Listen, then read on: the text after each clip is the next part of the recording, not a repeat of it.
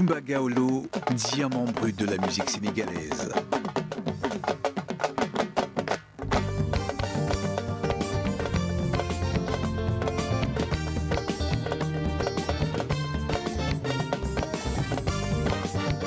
Issu d'une famille griotique, Kumba Gawlo est à ce jour l'une des personnalités incontournables du showbiz africain. Initié par sa mère Fatou Kinembaye, sa voix singulière lui permet de se faire remarquer dès l'âge de 7 ans. À 14 ans, elle gagne le concours Voix d'or du Sénégal grâce à une chanson intitulée Soweto, écrite par son père en hommage à Nelson Mandela. Très vite, son talent s'impose d'abord au Sénégal, puis sur l'échiquier international. La consécration viendra avec l'album You Malé, enregistré avec Patrick Bruel, puis grâce à la reprise du tube Pata Pata, immortalisé par Myriam Makeba. Artiste engagé, Kumba Gawlo ne ménage aucun effort pour défendre la cause des enfants, les femmes et les démunis, ce qui l'a conduit à être nommé ambassadeur de bonne volonté du Programme des Nations Unies pour le développement. C'est une artiste de talent et généreuse qui, avec près d'un quart de siècle de carrière, inscrit avec grâce un chemin vertueux et musical qui fait d'elle l'une des icônes féminines les plus saluées du continent.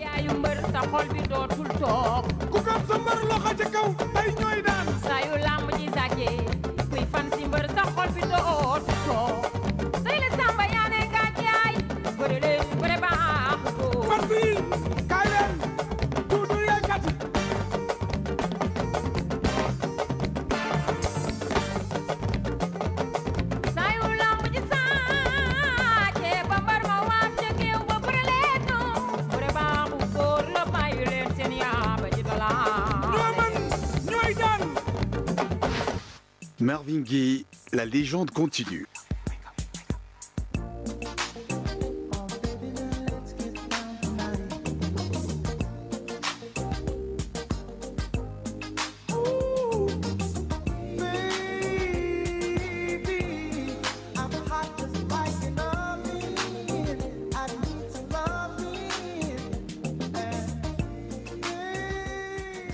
C'est une histoire incroyable qui fait rêver les millions de fans de la star. Un admirateur américain de Marvin Gaye a fait l'affaire de sa vie lors d'un vide-grenier.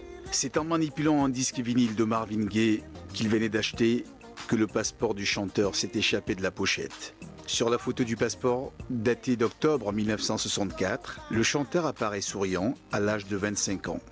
Ce fan de Marvin Gaye n'a pas voulu dévoiler son nom quand il a expliqué sa découverte dans un programme télévisé très populaire aux États-Unis. Il a simplement indiqué qu'il était un ancien employé du musée de la Motown à Détroit. Un expert a conseillé à ce fan de contracter une assurance à hauteur de $20 000 car c'est la première fois que l'on découvre un objet ayant appartenu à Marvin Gaye. Avec des tubes comme What's Going On, Marvin Gaye est l'une des stars les plus adulées de la musique soul. Il est mort en 1984, assassiné par son propre père.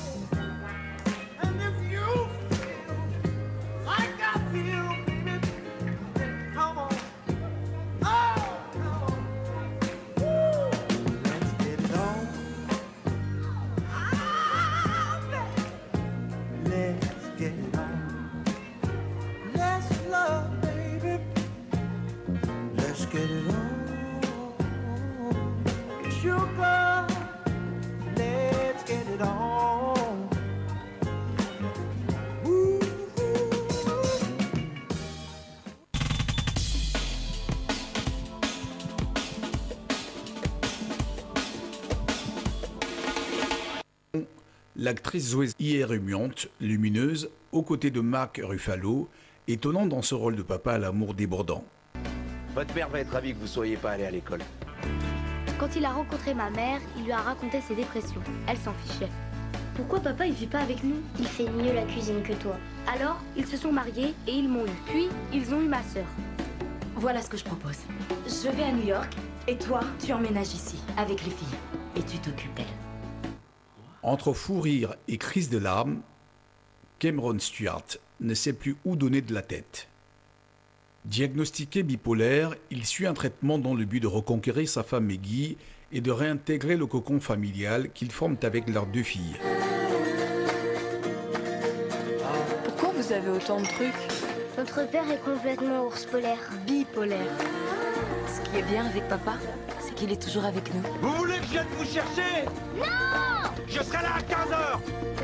Mais lorsque Maggie décide de quitter Boston pour partir à New York, reprendre ses études, la jeune femme n'a pas d'autre choix que de confier la garde de ses enfants à ce père pas tout à fait comme les autres. Non mais je suppose que ça me ferait du bien d'avoir... Une routine. C'est une très longue routine. Les filles, je rentrerai avant minuit. Ou après minuit.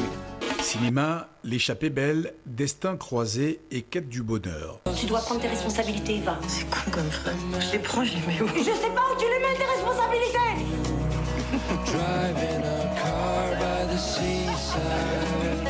Faut absolument nous le ramener, madame. Je vais vous le ramener, bien sûr, mais en fait, je veux l'aider à retrouver sa mère. Non, vous pouvez pas le garder chez vous, c'est illégal ce que vous faites. Tu peux rester quelques jours de plus, mais on est en cavale.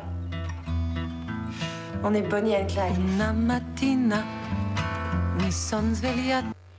Il est 5h du matin. À une terrasse de café, Léon s'assoit à la table d'Eva et lui demande un chocolat chaud.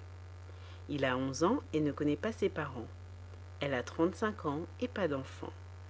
Elle est libre, fantasque et mène une vie de privilégiée. Bonjour, j'ai un petit garçon chez moi qui me dit qu'il vient de chez vous. Il s'appelle Léon, c'est ça? Il a fugué hier soir. Vous avez un moyen de nous le ramener? Ah non? T'es qui, toi? Moi, c'est Léon, un copain. Qu'est-ce que t'as? Il n'a pas de parents, il les cherche. Comme Oliver Twist. Il est malin, sage et vit dans un foyer. Ils ne vont plus se quitter. L'échappée belle évoque la rencontre entre une jeune femme insouciante évoluant dans le plus grand confort et un jeune garçon vivant dans un foyer. A priori, complètement opposés, ces 2 personnages ont pourtant noué une solide relation. À l'origine du projet, la réalisatrice Émilie Cherpitel reconnaît s'être inspirée d'une phrase du poète Paul Éluard qui résumerait l'enjeu du film « Il n'y a pas des hasards, que des rendez-vous ». Merci de rester scotché sur les programmes de YouBiz News, votre chaîne Infomusement.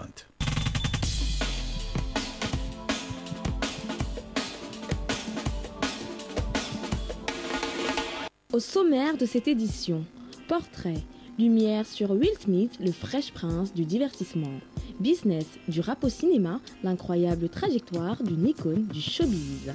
Bienvenue sur YouBiz News, votre chaîne Infomusement.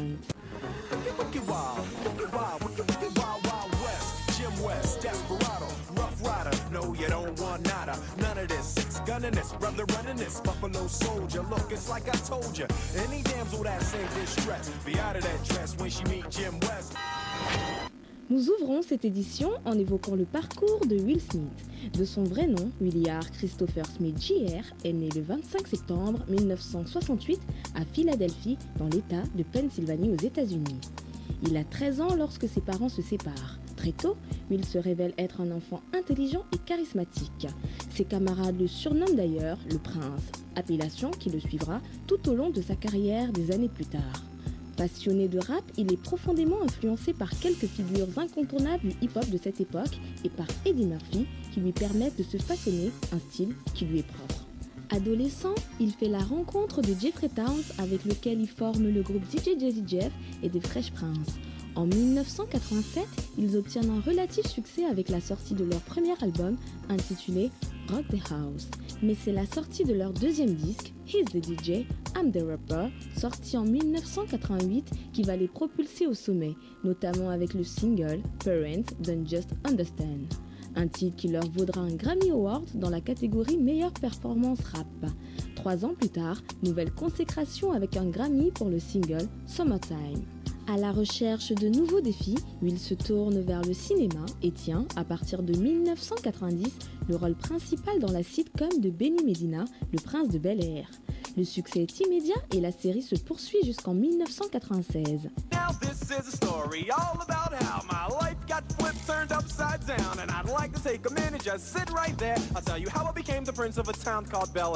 Parallèlement, sur le plan musical, le groupe connaît un échec cuisant avec l'album Home Base.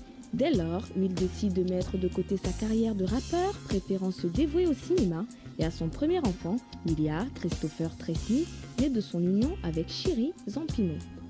En 1995, sa participation dans le film Bad Boys aux côtés de Martin Lawrence lui ouvre les portes des plus grosses productions cinématographiques. Il enchaîne les performances, notamment avec Independence Day, qui remporte un franc succès, devenant à l'époque le second plus gros carton commercial mondial de l'histoire du cinéma, derrière Jurassic Park. L'année suivante, il joue dans Men in Black, où il donne la réplique à Tommy Lee Jones. Suivront Ennemi d'État et Wild Wild West en 1999. Perfectionniste, il parviendra à s'approprier entièrement le personnage de Ali dans le film Mohamed Ali de Michael Mann en subissant une transformation physique impressionnante. Il sera récompensé par un Oscar pour ce rôle dans la catégorie du meilleur acteur. Tous ces films font désormais de lui une star internationale. La fin des années 90 marque un nouveau tournant dans la carrière de l'artiste. En effet, il retourne vers son premier amour, la musique, mais cette fois-ci en solo. La plupart de ses tubes sont associés à ses films. Ses singles les plus célèbres sont Men in Black, Just the Two of Us et Get Jiggy With It. Cette période consacre aussi un autre événement majeur dans la vie de l'acteur. Il s'associe avec le producteur américain James Lasseter. Ensemble, ils fondent Overbrook Entertainment, une société de production de films, de séries télévisées et de musique. Ils seront de ce fait considérés selon le magazine Black Enterprise comme étant les Noirs les plus influents d'Hollywood, derrière Oprah Winfrey et l'ancien PDG de la Warner, Richard Parsons. En dépit des rumeurs récurrentes annonçant un potentiel divorce avec son épouse, Jada Pinkett Smith, Will vit aujourd'hui en Floride avec cette dernière et leurs 2 enfants, Willow et Jaden. Il partagera d'ailleurs en 2007 l'affiche avec ce dernier dans le film À la recherche du bonheur. Malgré quelques attaques subies sur sa présumée appartenance à la secte de la Scientologie, Will continue de jouir d'une cote indéfectible auprès d'un public planétaire. Will Smith est aujourd'hui un artiste complet et reste à ce jour l'un des acteurs les mieux payés d'Hollywood et le seul ayant tourné dans 8 films atteignant la première place du box-office. Silence, guard against extraterrestrial violence. But yo, we ain't on no government list. We straight don't exist, no names and no fingerprints. So all something strange, watch your back, cause you never quite know where the MIBs is at. Denzel Washington, un acteur au sommet de son art. Combien tu dirais? 40 millions. Mais j'ai une mauvaise nouvelle pour toi. C'est une plaque dans ta main? Et stupide. Qu'est-ce qui s'est passé? Tu savais qu'il était des forces spéciales?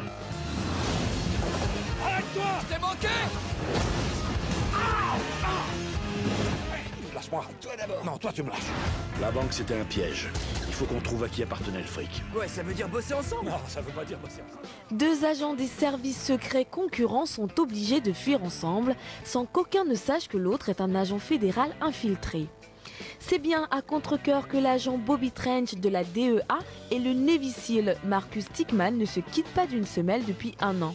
Voilà donc le décor de la nouvelle intrigue qui met en scène le lumineux Denzel Washington qui dans ce film d'action baptisé Two Guns démontre avec classe et maestria sa parfaite maîtrise dans l'expression du jeu d'acteur dans des registres différents. C'est quoi ton plan? Je suis parfaitement capable de pondre un plan. Faut peut-être te manier. Yeah. C'était ça ton plan? Personne s'y attendait, t'aurais dû voir ta tête. T'es sûr que tu peux lui faire confiance?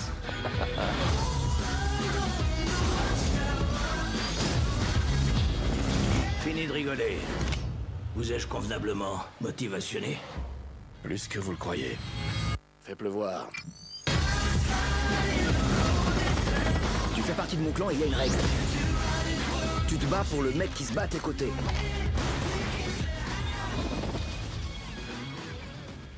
James Brown, un biopic célèbre le parrain de la soul. This is a man's world. This is a man's world. But it would be nothing, nothing, nothing, nothing. Without a woman or a girl. This is a man's world. Après de longs mois de tergiversation, il semble que le projet d'un biopic consacré à la vie de James Brown prenne enfin le chemin de la concrétisation. Les producteurs du biopic annoncent avoir trouvé l'acteur qui incarnera le parrain de la soul. Il s'agit de l'Afro-américain Chadwick Boseman. Le film biographique sera réalisé par Tate Taylor et produit par Brian Grazer et Mick Jagger. Le scénario a été confié à Jazz et John Henry Botherwaite. Le tournage devrait débuter dans les prochains mois dans plusieurs villes américaines. Que les fans du Godfather se réjouissent, ils pourront bientôt vibrer au rythme des tubes funky de l'histoire de la musique soul. Car, rappelons-le, James Brown détient toujours à ce jour le record de l'artiste ayant placé le plus grand nombre de singles au Billboard américain.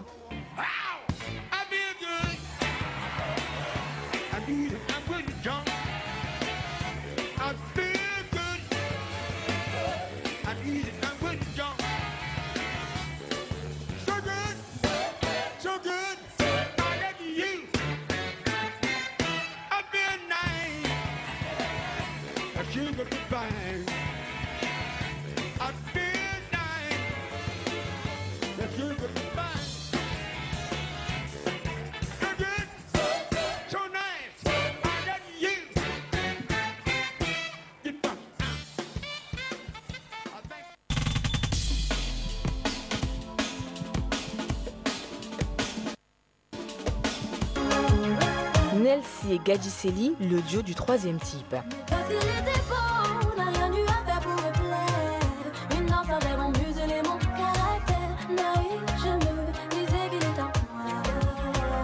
Elle était tellement belle que j'ai voulu découvrir tout d'elle. La Après les succès consécutifs Tu me manques, Je sais bien, extrait de son nouvel opus, à la recherche du bonheur, Nestlé revient avec Besoin d'amour accompagné du célèbre artiste ivoirien Gadji Sely.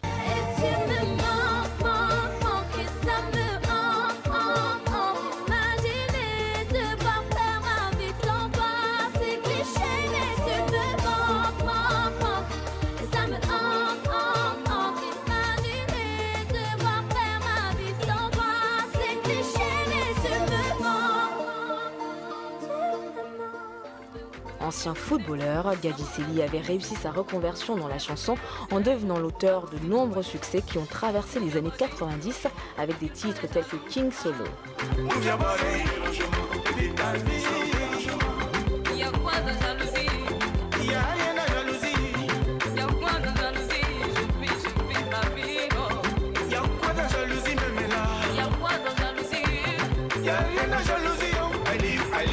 Le duo qui lie l'artiste ivoirien et la chanteuse antillaise fait tout simplement sensation sur les pistes de danse.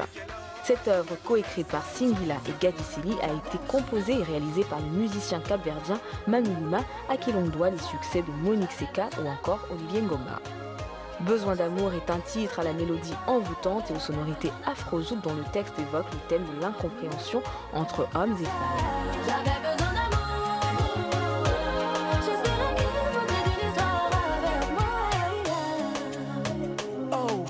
Laisser penser que t'étais une de ces filles. Aujourd'hui c'est moi, demain tu changes de partenaire. Je n'ai pas son numéro, il devait faire le premier pas. N'a certainement pas voulu qu'on se revoie. J'ai tes cœurs, au moins ça m'apprendra. Je peux laisser numéro, j'ai refusé d'être ton héros. Nazani que des câbles perturbé par ta beauté.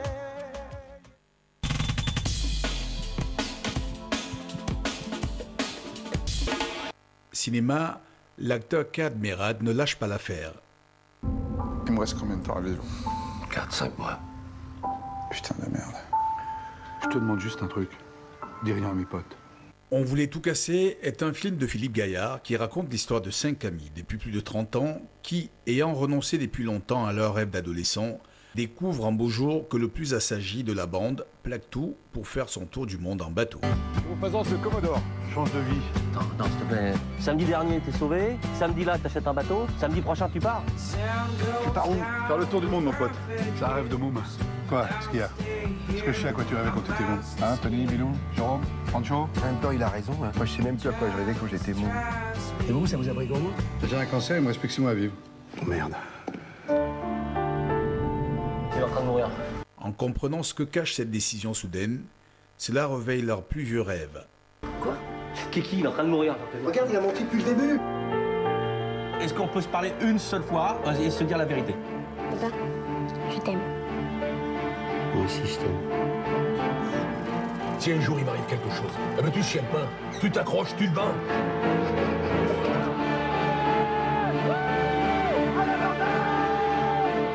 Je sais pas si je vais partir. Je crois que je fais une connerie. Ce qu'on devrait faire, c'est passer un bon bout de temps ensemble. Et quand t'es prêt, là, tu le fais. Allez, mec. Faut que je vous dise quelque chose avant de partir. Vous êtes ma seule famille, les mecs. D'origine algérienne, rappelons que Kad Merad s'est d'abord fait connaître en formant avec Olivier Barou le duo Kad et Olivier, avant de s'affirmer en solo, tout en retravaillant de manière régulière avec son compère. Ah bah tiens, voilà le miraculé. C'est génial. En fait, il a rien de grave. À qui? À Kiki. Santé. Lyon Poncho, Minous, la bibliothèque. Hein. J'ai hâte de savoir avec quoi tu vas la remplir, hein, Bernard Pivot. Je vais bien lui faire fermer sa gueule. T'as vu, c'est super, hein? Mais qu'est-ce qui te fait marrer? Bah parce que t'as jamais rien dit depuis que je te connais, par automoto. Putain, qu'est-ce que tu fous? Putain, mais tu me fais chier avec ton piano, merde! Tu l'insultes pas, c'est le piano de ma grand-mère. Elle est dedans, ta grand-mère, ou quoi?